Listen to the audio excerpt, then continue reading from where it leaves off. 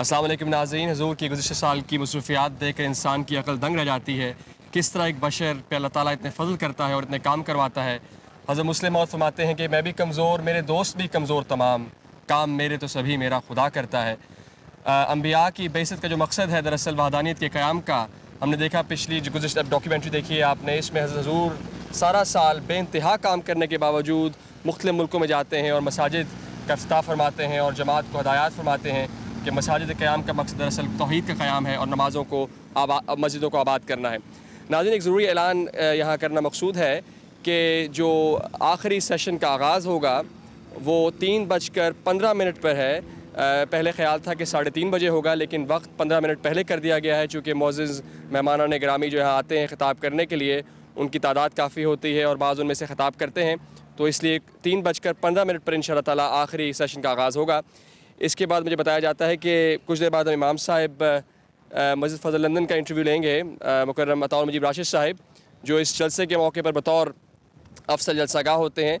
तो आइए हम जलसागाह में चलते हैं जहां अताउल मुजीब राशिद साहब का इंटरव्यू अयाज़ महमूद साहब लेंगे। फ़ारूक साहब जज़ाकुमुल्लाह अहसनुल जज़ा।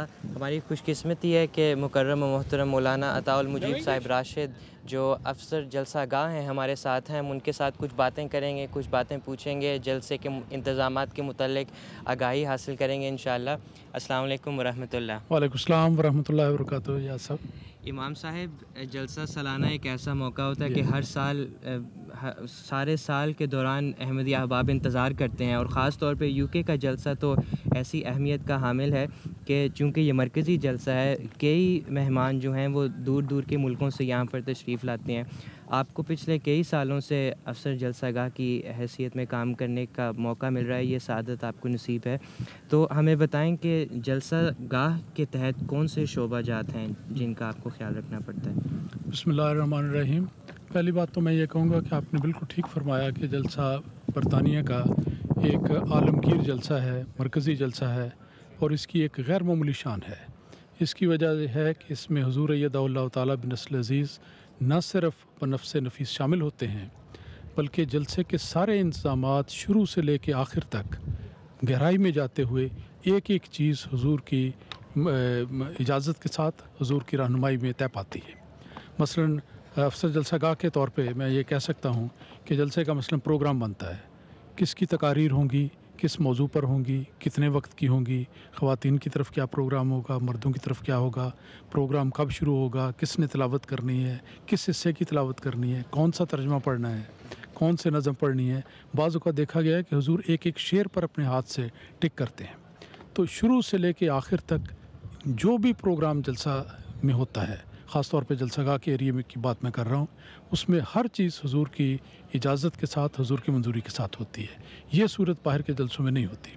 इसी वजह से ज़ाहिर बात है कि हुज़ूर के कदमों में हाज़िर होने के लिए दोस्त बड़ी दूर दूर से आते हैं, अपनी छुट्टियां भी प्लान करते हैं इसी तरह कि हम जलसे में ज़रूर जाना है।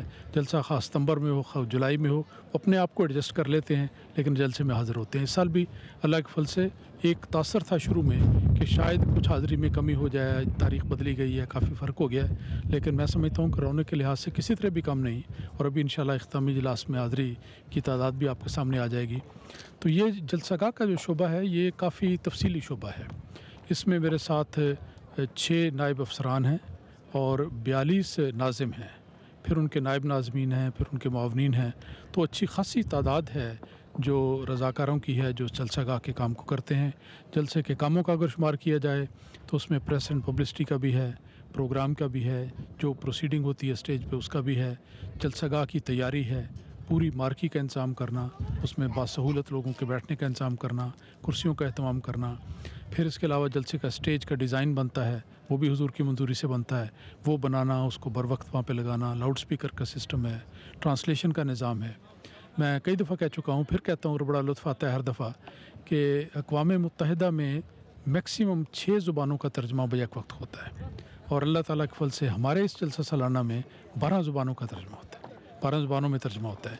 तो इस लिहाज से गैर मामूली बात है। हमारी जमात छोटी सी जमात है, गरीब जमात है, लेकिन अल्लाह ताला के फ़ज़लों की बहुतात है, फ़ज़लों की बारिश ऐसी नाजिल होती है कि वो बातें जो दुनिया की नज़र में नामुमकिन होती हैं, दुनिया में देखा जाए तो तर्जमान ऐसे हैं जिनको तकारीर पहले से दी जाती हैं, एक एक लफ्ज़ का तर्जमा करके बैठे होते हैं और सिर्फ उन्होंने पढ़ना होता है और बात कुछ भी नहीं।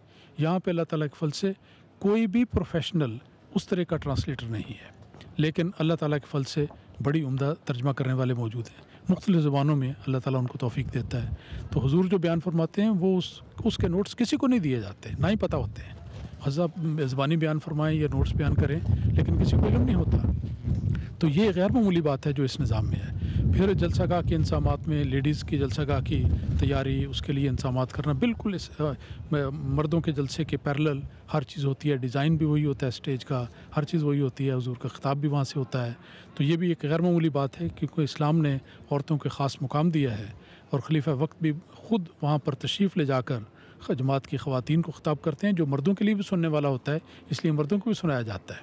लेकिन ये बात भी होती है।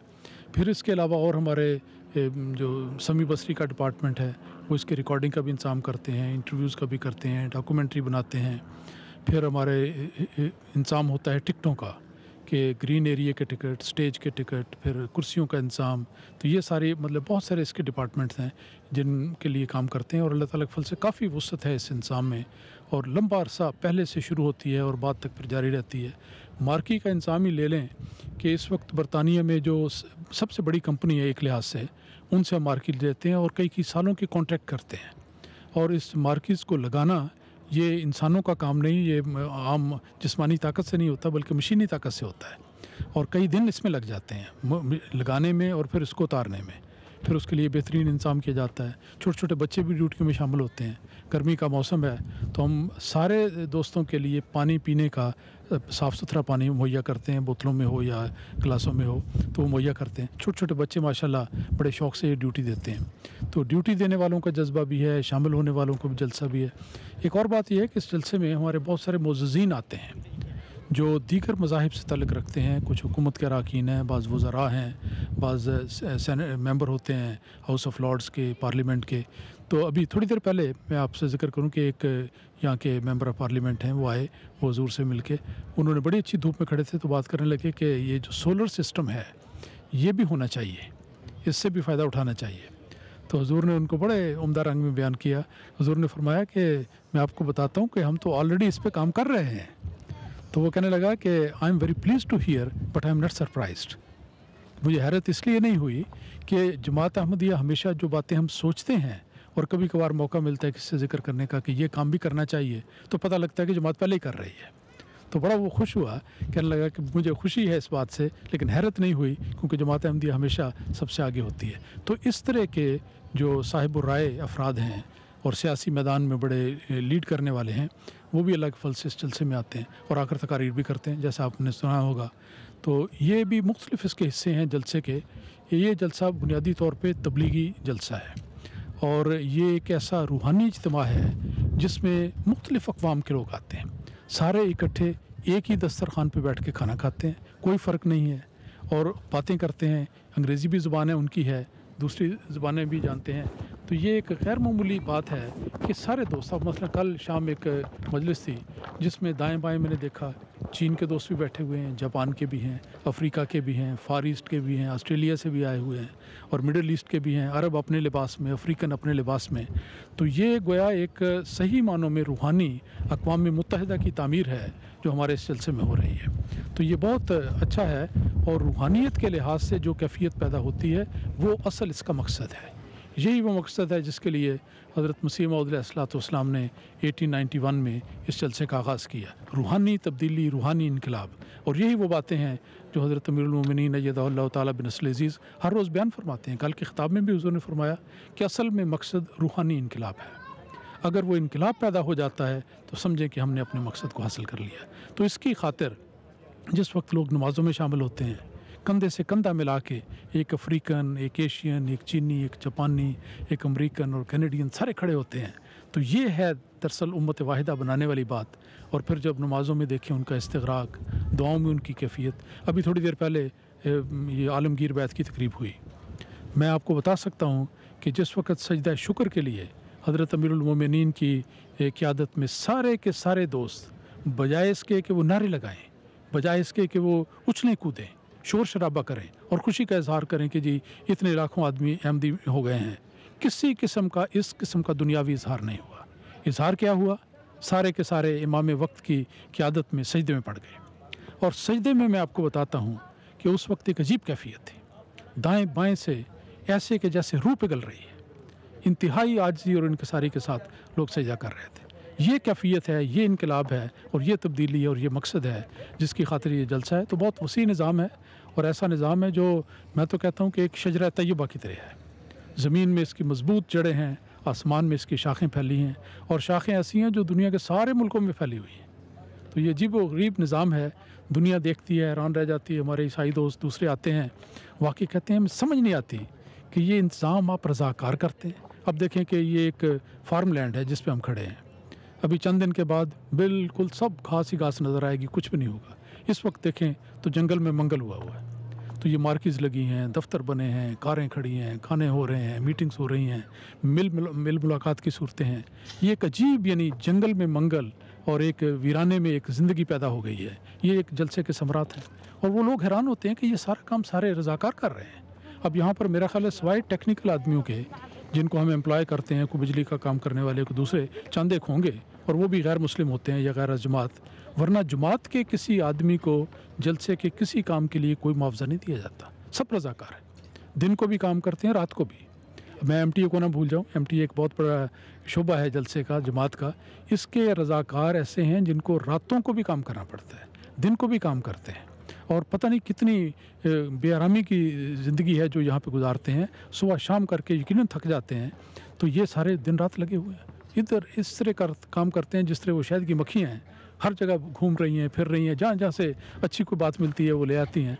तो बिल्कुल इसी तरह माशाल्लाह हमारे MTA के कारकुनान करते हैं। इसी तरह सारे जलसा सालाना के शोबा जात वाले, ट्रांसपोर्ट के, किचन में ज़ियाफ़त है, रोटी बनाने वाले हैं, किसी शोबे को लें, ज़हन दौड़ाएँ इधर उधर तो पता लगता है कि हर जगह रज़ाकार लगे हुए हैं, हर एक अपने अपने काम में लग रहा है। और ये बड़ी खूबी है कि इतना बड़ा वसी इंतज़ाम है लेकिन बड़ी स्मूथली ये जारी होता है और इसमें कोई फ्रिक्शन नहीं, कोई झगड़ा नहीं, कोई आपस में इख्तलाफ नहीं, क्योंकि एक असूल है कि हर शख्स ने अपना काम करना है, दूसरे के काम में दखल न दिया जाए और हमेशा इताअत। और जो हुजूर के साथ जमात की वालेहाना इताअत के नमूने हैं वो हमें इस सिलसिले में नज़र आते हैं। हुजूर एक इशारा फरमा दें कि ये बात ऐसे होनी चाहिए, उसी वक्त हो जाती है, बिला ताख़ीर उसी वक्त होती है। हर मर्द व ज़न उसकी इताअत करता है और ये इताअत है जो इस्लाम की तालीम का एक बुनियादी हिस्सा है।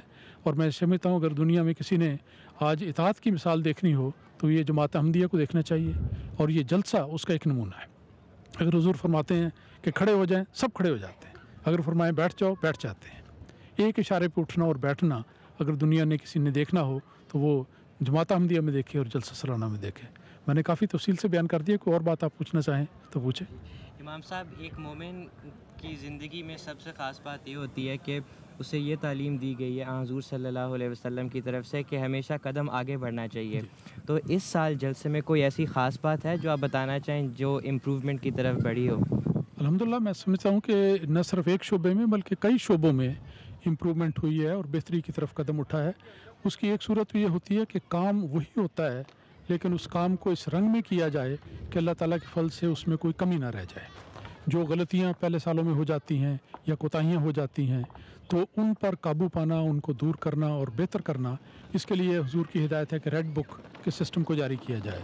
तो रेड बुक का निज़ाम जलसागाह में भी है, जलसा सालाना में भी है, बाकी शोबाजात में भी है। तो वो ये जलसे से पहले हम रेड बुक को देखते हैं और देखते हैं कि पिछले साल क्या हुआ था, उसमें क्या ख़राबी रह गई थी, उसको कैसे ठीक करना है। मिसाल मैं देता हूँ कि पिछले साल ये महसूस हुआ कि नमाज जब होती है तो बाज़ औक़ात बेहतियाती से जलसागाह में सफ़ें सीधी नहीं बनती।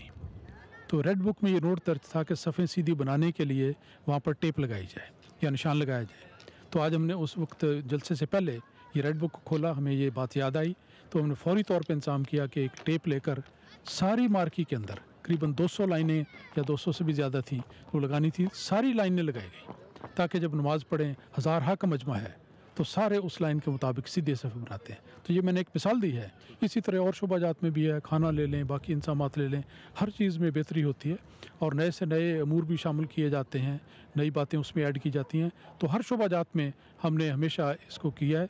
अल्लाह ताला के फल से हमेशा जमात का कदम आगे से आगे बढ़ता है और इंशाल्लाह बढ़ता रहेगा। अल्हम्दुलिल्लाह। इमाम साहब, आपका बहुत बहुत शुक्रिया, आपने हमें वक्त दिया। तो ये थे मौलाना मुकर्रम मोहतरम मौलाना अताउल मुजीब साहिब राशिद। इन्होंने हमें बहुत मुफीद मालूमात दी और जज़ाकुमुल्लाह। अब हम फ़ारूक साहब की तरफ चलते हैं। अस्सलाम वालेकुम। जज़ाकल्लाह या साहिब, बहुत शुक्रिया। अभी इमाम साहब बता रहे थे कि आलमी बैत से पहले की तैयारियां किस तरह होती हैं। हमने तो अल्लाह ताला के बेइंतहा फ़ज़लों को आज मुलाज़ा किया है और अल्लाह के फ़ज़ल से अल्लाह के निशान ना थमने वाली बारिश की तरह है। और इन निशानों में से एक अज़ीमुश्शान निशान हमने आलमी बैत की दुनिया में जमात पे जहाँ जुल्म होते हैं उनके वो तो उस शीर भी नहीं उन फ़ज़लों की जो अल्लाह ताला जमात पे करता है। ए मोहब्बत अजब आसार नुमाया कर दी, ज़ख्म मरहम बरह यार तू यकसा कर दी। नाज़रीन, जमात की जो इस वक्त तरक्यात का सिलसिला है वो हर दिन, हर मिनट, हर सेकंड में अल्लाह के फज़ल से हो रहा है। और खिलाफत हक़ इस्लामिया के हाथ में जो तकमील इशाअत दीन का काम है, हजूर के दुनिया में लाखों ऐसे सुल्तान नसीर हैं जो खिलाफत के साथ मिल के काम कर रहे हैं। और ऐसे हमारे मुरब्बियान हैं, मुबल्लिगीन हैं, फिर उनके अलावा ऐसे बेइंतहा वॉलंटियर्स हैं जो तौई तौर पर जमात की खिदमत कर रहे हैं। हम हर जगह देखते हैं कि सिलसिला अल्लाह के फज़ल जारी सारी है। Jonathan, as we know, it's a bit noisy up there. Yes. Try this. Okay. Jazakallah, brother. Right, can I carry on from here? So basically, Jonathan, we understand that alhamdulillah, Allah Ta'ala has given this Jamaat millions of people who are serving Jamaat in various capacities.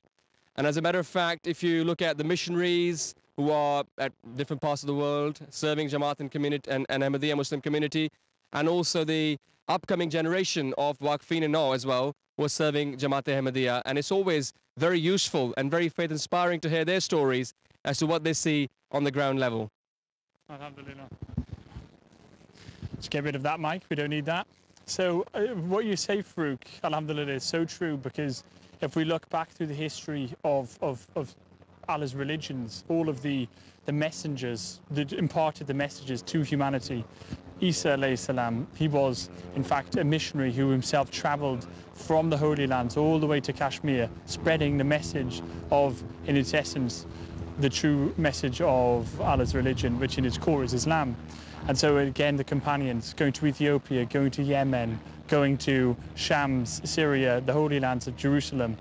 So alhamdulillah, this is a divine practice which every prophet will bring, and those that love those prophets will seek to please Allah by spreading the message which is brought.